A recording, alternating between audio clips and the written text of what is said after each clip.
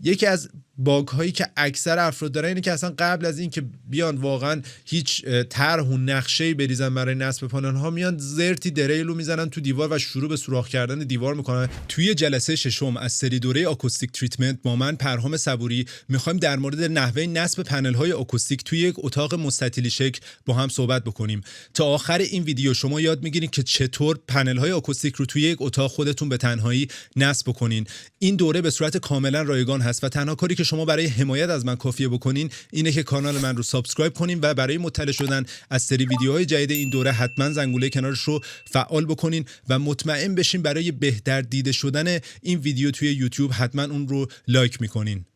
سلام به تمامی دوستان عزیز. توی جلسه ششم از دوره آکوستیک تریتمنت هستیم و توی این جلسه همونطور که گفتم قرار هست در مورد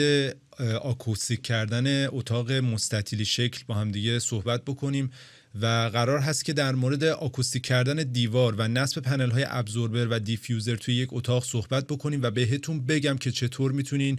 با تکنیک آینه که یک تکنیک دقیق و اصولی تر نسبت به حالا روش‌هایی که تو جلسات قبل با هم دیگه صحبت کردیم، چطور میتونیم این پنل های ابزوربر و دیفیوزر رو به روشی اقتصادی و اصولی تر بیایم نصب کنیم. خب یکی از اشتباهاتی که در نصب پنل های ابزوربر معمولا رخ میده اینه که میاین توی حالا اتاق‌های به خصوص اتاق‌های کنترل روم توی هوم استودیوها کاملا از پنل های ابزوربر استفاده میکنم که این باعث افزایش کلاس جذب میشه که توی جلسات اول بهتون گفتم کلاس جذب زیاد باعث میشه که توی اون اتاق سکوت بیش از حد بشه و ما این رو نمیخوایم توی یک اتاق استودیو یا یک هوم استودیو برامون اتفاق بیفته. برای جلوگیری از ایجاد سکوت بیش از حد توی اتاق میایم از ترکیب پنل های دیفیوزر و ابزوربر استفاده میکنیم که بهتون گفتم ما برای این که بتونیم انتشار هم توی اون اتاق داشته باشیم، یعنی انتشار صدا و فرکانس های صوتی بهتری داشته باشیم، از پنل های دیفیوزر هم در کنار پنل های ابزوربر استفاده میکنیم. برای انجام آکوستیک دیوارها قبل از هر کاری ما باید 4 تا گام رو طی بکنیم تا بتونیم یک هوم استودیوی استانداردی رو داشته باشیم و پنل ها رو بتونیم به درستی توی اون محیط یا اتاق نصب بکنیم. اولین گام قرار دادن اسپیکرها توی جایگاه درست هستش که توی هوم استودیوها ما اصلا قبل از اینکه بخوایم کاری انجام بدیم و پنل نصب کنیم حتما باید مطمئن بشیم که اسپیکرهامون توی منطقه درستی از اون اتاق قرار گرفتن و خود ما به عنوان فردی که حالا شنونده هست توی یک نقطه کاملا درست که در اصطلاح بهش میگیم سویت اسپات نشستیم و میخوایم که حالا اون صدایی که حالا از اسپیکرها قرار از شنیده بشه رو به درستی توی اون اتاق و توی اون محیط بشنویم. دومین کار تشخیص نقاط آینه هستش که این نقاط آینه یک تست دقیق تری نسبت به اون تست هایی هست که تو جلسات قبل بهتون گفتم و به شما میتونه یک نقطه شروع خیلی خوبی رو نشون بده برای اینکه کجا پنل های ابزوربر و دیفیوزر خودتون رو باید نصب بکنید که در ادامه کامل راجبش صحبت میکنیم. و گام سوم هم نصب پنل های ابزوربر و در نهایت نصب ترکیبی پنل های ابزوربر و دیفیوزر گام چهارم ما هستش که همینطور که میبینید توی این شکل هم توی یعنی این اتاق اومدن و این پنل ها رو به صورت اصولی نصب کردن و این 4 تا گام هم طی کردن تا بتونن به یک صدای استاندارد توی این اتاق برسن. گام اول قرار دادن اسپیکرها در جایگاه درست هست. قبل از قرار دادن بلندگوها باید یک نقطه شروع مناسب برای گوش دادن یا نظارت اون میکس خودمون انتخاب بکنیم. با روبروی دیوار کوتاه اتاق خودتون شروع بکنین. ببینید شما برای اینکه بتونید اسپیکرهاتون رو توی محیط اتاق خودتون قرار بدین بهتره حالا اون دیواری که طول کمتری داره اون رو به عنوان اولین نقطه برای قرار دادن اسپیکرهای خودتون شروع بکنین. معمولا بهترین موقعیت شنیداری رو به دیوار کوتاه هست و در مقابل دیوار بلند که شما میتونید بهترین پاسخ بیس رو توی این محیط دریافت کنین. یه نکته هم که حالا وجود داره اینه که از اونجایی که دیوارهای عقب شما یعنی دیوارهایی که پشت سر شما هستن دیوارهای منعکس کننده هستن و قرار هست ما حالا توی نقاط آینه این دیوارهای پشت رو آکوستیک بکنیم، باید حداقل 10 فوت از گوش شما این دیوار فاصله داشته باشه. البته این مقدار تقریبیه که گفته شده، مقدار دقیقی نیست. در ادامه من بهتون دقیق تر یک قاعده اصولی تری رو بهتون میگم که چطور بیاین و اسپیکرهاتون رو نسبت به دیوار فاصلهش رو رعایت بکنین. اگر تا اینجای ویدیو رو دوست داشتی حتما کانال من رو سابسکرایب کن و این ویدیو رو هم لایک بکن تا به بهتر دیده شدن اون توی یوتیوب کمک بکنی. قاعده 38% یک قاعده کلی هستش که به شما کمک میکنه که موقعیت خودتون نسبت به اسپیکرها رو توی اون اتاق نسبت به دیوار پشتی بیاین و مقایسه کنین.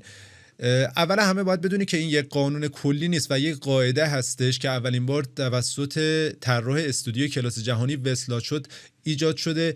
این یک موقعیت بهینه گوش دادن در اتاقهای مستطیلی شکل است، با فرض اینکه عایق صوتی ایدئال و بلندگوهای همسط قرار گرفتن که حالا در مورد ارتفاع بلندگوها هم در ادامه صحبت میکنیم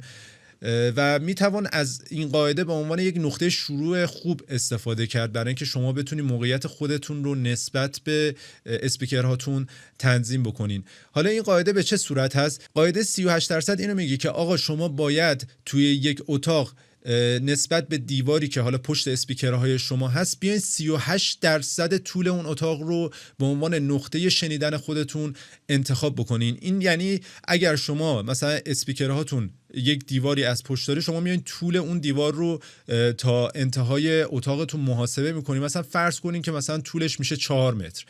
و از این 4 متر 38% رو محاسبه میکنی. 38% 4 متر مثلا میشه 152 اگر اشتباه نکنم، یعنی 1 متر و 52 سانت میشه و شما دقیقاً توی 1 متر و 52 سانتی فاصله دیوار پشتیتون اگر بشینین روبروی اسپیکراتون موقعیت شنیداری مناسب توی اون اتاق هستش. البته این نکته هم در نظر بگیرین که این قاعده فقط برای اتاقهای مستطیلی شکل هست و توی اتاقهایی که حالا دایره شکل یا مثلا متفاوت هست، یعنی اون الگو و طرحشون توی اونها جواب نمیده و شما اگر بیاین و این قاعده رو به درستی اجرا بکنین و طول اتاقتون رو محاسبه بکنین، میتونین یک موقعیت شنیداری مناسب رو توی اون اتاق به دست بیارین که بهتونم گفتم دقیقاً نقطه سویت اسپات یا همون مرکز ثقل شما حساب میشه. حالا کار بعدی که خیلی مهم هست و باید انجام بدیم تنظیم صحیح ارتفاع بلندگوها هست. تنظیم بلندگوها در ارتفاع و زاویه مناسب میتواند تفاوت زیادی در میزان کارآمدی آنها ایجاد بکنند. کاری که قرار هست انجام بدیم اینه که قرار هست ما با استفاده از یک پایه بلندگو بیایم و ارتفاع اون اسپیکر رو طوری تنظیم بکنیم که گوش ما بین ساب اون اسپیکر و توییتر اون اسپیکر قرار بگیره. دقت کنید که نباید بالاتر از توییتر یا پایینتر از ووفر باشه و شما اگر از یه پایه بیاین استفاده بکنین کارتون خیلی راحت تر میشه، چون میتونین این پایه رو دائم تنظیم بکنین، بالا پایین بکنین و اون ارتفاع صحیحی که نیاز هست برسین. و همینطور که میبینین وقتی گوش شما دقیقاً بین توییتر و ساب ووفر قرار میگیره بهترین حالت ممکن برای شنیدن هستش که حالا ما اینجا همینطور که میبینین این اومدیم حالا با استفاده از خود پایه تنظیم کردیم، ولی بنا به هر دلایلی اگر تمایل به خرید پایه برای اسپیکرهاتون ندارین میتونین از صندلیایی که امکان تنظیم ارتفاع دارن استفاده بکنین برای اینکه بتونین موقعیت گوش خودتون رو توی بهترین حالت ممکن، یعنی بین درایور و توییتر تنظیم بکنین. حالا که متوجه شدیم چطور باید ارتفاع اسپیکر رو تنظیم کنیم، حالا نوبت تنظیم زاویه‌های اسپیکر هست. تنظیم زاویه اسپیکرها یکی از مهمترین فاکتورها برای این هست که شما بتونین اطلاعات استریوی اون میکستون رو به صورت دقیق‌تر بررسی بکنین. و همینطور که توی این شکل میبینین شما باید بیاین و اسپیکرهای خودتون رو به اندازه 30 درجه به سمت حالا اون جایی که نشستین یا همون سویت اسپاتتون بچرخونین. یعنی اگر شما یک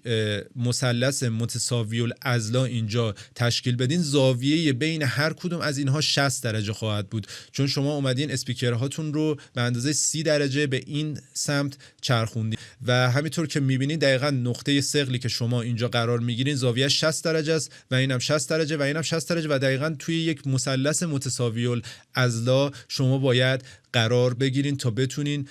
بهترین حالت دریافت اطلاعات استریوی یک میکس رو برای خودتون توی اون محیط ایجاد بکنین. پدهای زیر اسپیکر یکی از چیزهایی هست که خیلی یا نادیدش میگیرن و به شدت هم میتونه کمک بکنه، به خصوص برای افرادی که اسپیکرهایی با ساب بزرگتر از 5 اینچ دارن. این پدهایی که زیر اسپیکر استفاده میشه خیلی خیلی میتونه جلوی لرزش رو بگیره. اکثر استودیوهایی که من دیدم معمولا از این پدها حالا یا استفاده نمیکنن یا از پدهایی که حالا دانسیته خیلی پایینی دارن استفاده میکنن. ولی خب برای کسایی که اسپیکرهای با ساب 7 یا 8 اینچ دارن یا بزرگتر از اینها، این پدها خیلی توصیه میشه، چون تا حد خیلی زیادی میاد اون لرزش ناشی از ساب رو جذب میکنه و میاد جلوی این رو میگیره که صدای غیر دقیق رو شما توی اون اتاق از سابهای خودتون بشنوین. و همینطور که می‌بینیم پدها دقیقاً به این صورت هستن و معمولاً هم قیمت پایینی دارن، ولی خب کاری که انجام میدن به نسبت کار بزرگی هستش. خب ما در مورد گام اول صحبت کردیم که حالا تنظیم ارتفاع اسپیکر بود، نمیدونم تنظیم زاویه‌های اسپیکر و همینطور موقعیت اسپیکر و موقعیتی که خود شما باید قرار بگیرین کامل توی گام اول صحبت کردیم. حالا گام دوم تشخیص نقاط آینه هست. ببینید تست آینه خب یک تستی هستش که میاد به شما اولین نقاط رفلکت یا اولین نقاط بازتابی که بعد از اینکه صدا از اسپیکرهای شما منتشر میشه و به دیوارها، کف، سقف برخورد میکنه، میاد اولین نقاط رو بهتون میگه که کجا هستن و شما باید بیاین اولین نقاطی که بازتاب ما توی اتاق صورت میگیره با استفاده از تست آینه پیدا کنین و با ابزوربر رو دیفیوزر اونها رو آکوستیک بکنین. توی این تکنیک شما به عنوان کسی که حالا قرار هست صدای اون اسپیکر رو بشنوین یا هر منبع صوتی که هست، باید بیاین اول همه توی اون مرکز ثقل و همون سویت اسپاتی که حالا تو گام اول بهتون گفتم چجوری اون منطقه رو پیدا بکنین قرار بگیرین و بعد باید از یکی از همکارا یا دوستاتون کمک بگیرین و با استفاده از یک آینه کوچیکی که توی دست اون قرار میدین بهش بگین آقا توی منطقه‌ای که حالا دیوار کناری یا دیوار پشتی شما هست، این آینه رو به سمت بالا یا پایین انقدر حرکت بده تا شما بتونین اولین بازتاب از اسپیکرهای خودتون رو توی آینه ببینید و زمانی که شما اسپیکرتون رو توی آینه درایورهاشو مشاهده کردین، دقیقاً همون نقطه رو باید به دوستتون بگین علامت بزنه و این رو شما به راحتی میتونین روی دیوارهای کناری و پشت خودتون انجام بدین. یعنی دیوارهایی که کنار اسپیکر و پشت شما هستن، با استفاده از تست آینه به راحتی میتونین اولین نقاطی که بازتاب قرار هست صورت بگیره رو پیدا بکنین و از اونجایی هم که بهتون تو جلسات اول گفتم دقیقاً صدا هم عین نور زاویه تابش و بازتابش یکیه و برای همین هست که این تست آینه میتونه به شما اون نقاط بازتاب اولیه رو به صورت خیلی دقیق‌تری نسبت به تست‌های دیگه بده و همین رو دقیقاً همونطور که گفتم با دیوارهای پشتتون هم میتونین انجام بدین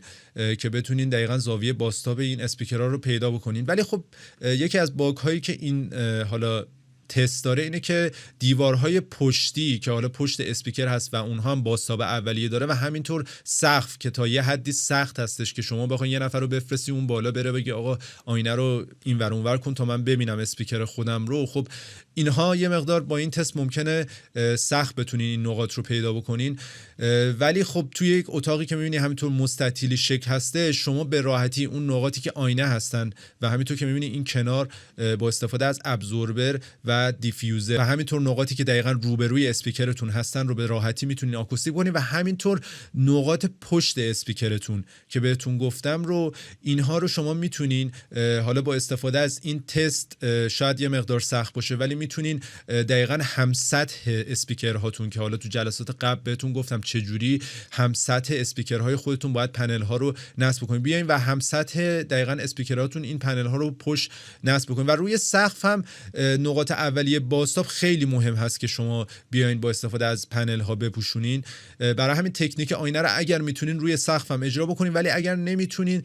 سعی بکنین که دقیقاً نقاط بالایی رو هم به صورت کامل بپوشونین. نکته دیگه هم که وجود داره این هستش که پانل ها رو باید به صورت پشت سر هم و با فاصله نهایتاً بین 15 تا 20 سانت دقیقاً روی نقاط آینه، یعنی جاهایی که شما اولین رفلکت های اسپیکرتون رو دیدین و علامت هم زدین، دقیقاً باید روی اون نقاط بچسبونین. و در نهایت گام چهارم، نصب ترکیبی پنل های ابزوربر و دیفیوزر. در این مرحله شما میبایست ترکیبی از پنل های دیفیوزر و ابزوربر رو با هم نصب کنین. برای نقاط اطراف، پشت، جلو و حتی سقف میتوانین این کار رو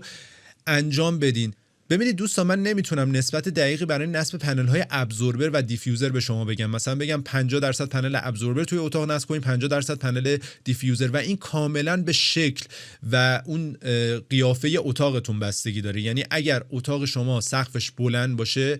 یا مثلا اتاقی که سقفش کوتاهه، اینا با هم متفاوته، یا اتاقی که کوچیکه و اتاقی که بزرگه، اینها کاملا انتشار صدا و جذب صدا توشون کاملا متفاوته، که من اتفاقا در مورد این توی جلسات قبل کامل صحبت کردم و حتما این لینکش رو میذارم، بریم ببینین اون جلسه رو که خیلی راحت‌تر میتونین تصمیم گیری کنین که بیشتر پنل ابزوربر باید استفاده کنین توی اتاقتون یا بیشتر پنل دیفیوزر. ولی برای اتاق معمولی و استاندارد که معمولا 4x4 یا 5x5 هستش،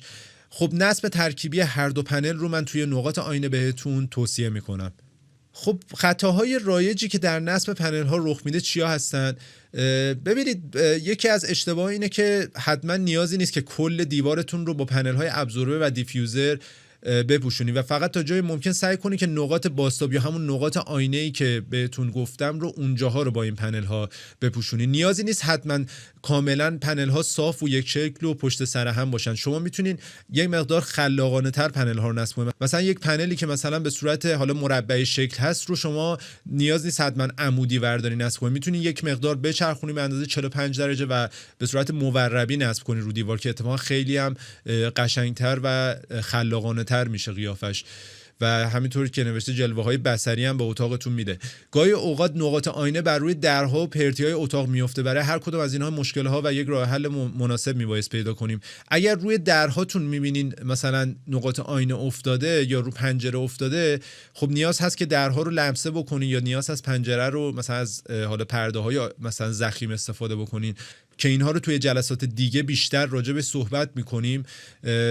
ولی نگران نباشین، برای هر کدوم از اینها میتونین یه استراتژی پیاده سازی کنید. برای چسباندن پانل ها میتوانید از چسب اسپری، چسب دو طرفه، پیچ های نگهدارنده ال شکل یا در صورت داشتن از یک منگنه کوب دیواری استفاده بکنید که کاملا مشخص هستش. قبل از شروع به نصب یا دریل کردن دیوار حتما محاسبات لازم رو انجام بدین. یکی از باگ هایی که اکثر افراد دارن اینه که اصلا قبل از این که بیان واقعا هیچ طرح و نقشه‌ای بریزن برای نصب پانل ها، میان زرتی دریل رو میزنن تو دیوار و شروع به سوراخ کردن دیوار میکنن و این براتون 100% مشکل ساز میشه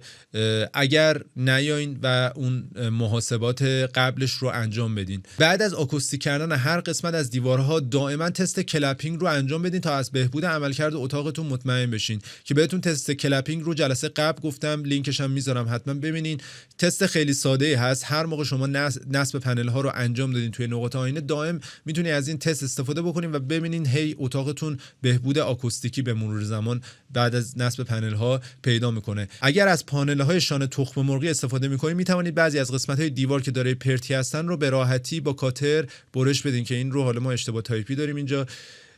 که بهتون گفتم برای نصب پانل های شونه تخم مرغی نیازی نیست کل دیوار رو بپوشونین و اگر میخواین اصولی فقط نقاط آینه رو بپوشونین، از اونجایی که اکثر پنل های شونه تخم مرغی 1:2 هستن، میتونین اینها رو با کاتر برش بدین و فقط نقاط آینه رو حالا با فاصله های 10 سانت 15 یا 20 سانت بپوشونین که توی نصب پنل هاتون هم خیلی صرفه جویی میشه. از نصب پانل های پلیورتون اشتعالزا در قسمت هایی که سیم لخت یا حرارت زیاد وجود دارد بپرهیزید تا بعدها منجر به سانحه آتش سوزی نشه، خدایی نکرده. و این خیلی مهمه ها، چون اکثر پنل هایی که حالا استفاده میکنیم پنل هایی هستن که اشتعالزا هستن و اگر حواسمون نباشه جای سیم لخت رد شده باشه یا جایی مثلا شوفاژ یا هیتری باشه و ورداریم ما اطراف اینها نصب بکنیم، خدایی نکرده ممکنه بعدها منجر به سانحه‌ای بشه که دیگه جبران ناپذیره. به پایان این جلسه رسیدیم. توی این جلسه در مورد پیدا کردن نقاط آینه و نصب پنل های ابزوربر و دیفیوزر کامل باهاتون صحبت کردم. توی جلسه دیگه میخوایم در مورد آکوستیک کردن نقاط دیگه اتاقتون، جمله کف، سقف، در و پنجره ها باهاتون صحبت بکنم. پس حتما مطمئن بشین که جلسه دیگر رو میبینین و کانال من رو حتما سابسکرایب کنین و زنگوله کنارش رو برای مطلع شدن از سری جدید این ویدیوها فعال بکنین. و در آخرم براتون 2 تا ویدیو میذارم که خیلی شبیه به این ویدیو هستن و حتما توصیه میکنم که این ویدیوها هم برید و ببینید.